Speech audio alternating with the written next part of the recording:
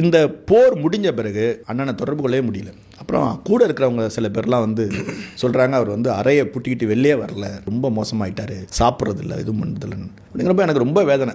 அண்ணனே கைவிட்டுட்டாரு அப்படி நம்மளை அப்படின்னு நினச்சிட்டு இருக்கேன். அதுலேருந்து ஒரு 10 நாள் 15 நாளில் அவரே வந்துட்டார். வந்து சரி, இப்போ வந்து முள்வேலி கம்பிக்குள்ளே மக்கள்லாம் இருக்கிறாங்க, அவங்கள வந்து விடுவிப்பதற்கு நம்ம போராட்டத்தை தொடங்குவோம், உணர்வாளர் சேகரிப்போம் சொல்கிறாரு. அப்போ போர் முடிஞ்ச 2ஆம் மாதத்தில்.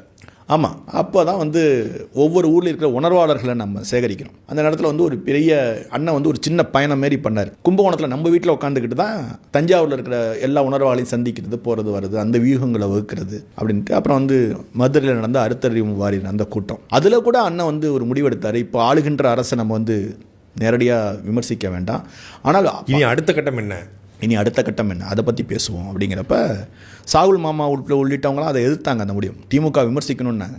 இவர் அண்ணா அது வேண்டாம், இப்போதைக்கு அது விமர்சிக்க வேண்டாம். இப்போ ஆனால் நம்ம மக்களை எப்படி வந்து அங்கிருந்து முள்வேலி கம்பிக்குள்ளேருந்து காப்பாற்றுறது, அந்த போராட்டத்தை, தமிழ்நாட்டையே திரும்பி வைக்கிற போராட்டத்தை நம்ம செய்வோங்கிறப்ப அடுத்தடுத்த கூட்டங்களை போடுறப்ப வழக்கம் போல் தமிழ்நாடு அரசு நெருக்கடி கொடுக்க ஆரம்பிக்குது அண்ணனுக்கு. அண்ணா அப்போ தான் ஆவேசமாகிறாரு. இதுக்கப்புறம் இவனை அம்பலப்படுத்தாமலே விடக்கூடாதுன்னு சொல்லிட்டு தான் 2வது கூட்டத்தில், தூத்துக்குடி கூட்டத்தில் வந்து அண்ணன் உடச்சி விட்டார், வெளுத்து எடுத்துட்டார். அப்போ தான் வந்து முதலாக திராவிடத்தின் மீதான கடுமையான காத்திரமான விமர்சனங்களை வைக்க ஆரம்பிக்கிறார். தூத்துக்குடியில் தான் தொடங்குது.